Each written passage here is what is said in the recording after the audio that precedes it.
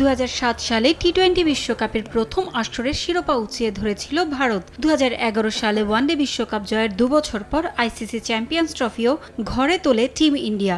মাঝে দুবার ICC test চ্যাম্পিয়নশিপের কাছে এসেও রানার্স আপ হয়েই সন্তুষ্ট থাকতে হয় ভারতকে। 2013 সালের পর আইসিসির কোনো আসরেই চ্যাম্পিয়ন হতে পারেনি কোহলিরা।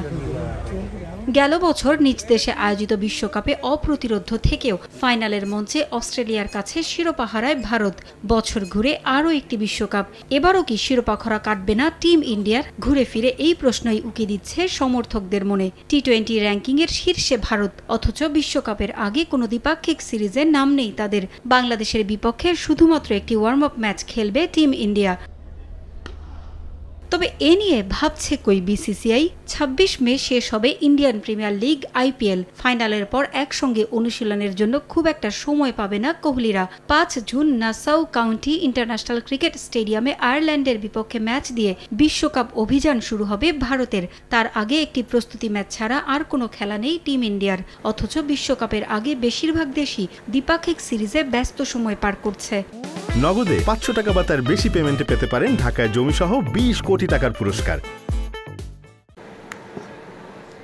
যুক্তরাষ্ট্রের কন্ডিশনে ম্যাচ না খেলার বিরূপ প্রভাব পড়তে পারে ক্রিকেটারদের পারফরম্যান্সে, এমনটাই মনে করেন সাবেক ক্রিকেটার হরভজন সিং। আইপিএলকে প্রাধান্য দিতে গিয়ে ম্যাচের দিকে কোনো মনোযোগ দেয়নি বিসিসিআই। জাতীয় দলের চেয়ে অর্থের মোহই তাদের কাছে বেশি গুরুত্ব পেয়েছে বলেও মনে করেন হরভজন। আইপিএলের ঠাসা সূচির কড়া সমালোচনা করেছেন তিনি। আইপিএল আরও আগে শেষ করা উচিত ছিল বিসিসিআইয়ের, কারণ বিশ্বকাপের জন্য আলাদা প্রস্তুতি প্রয়োজন।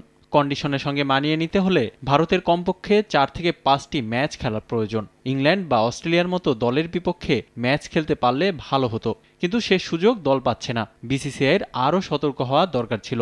এখন আমাদের কাছে যে ছোট সুযোগ রয়েছে তার যথার্থ ব্যবহার করা দরকার। দলের ভালো চাইলে এবছর অন্তত আইপিএলের ম্যাচের চেয়ে বিশ্বকাপের প্রস্তুতিকে প্রাধান্য দেওয়া উচিত ছিল বলে জানান হরভজন সিং। পারভিন আক্তার, সময় সংবাদ।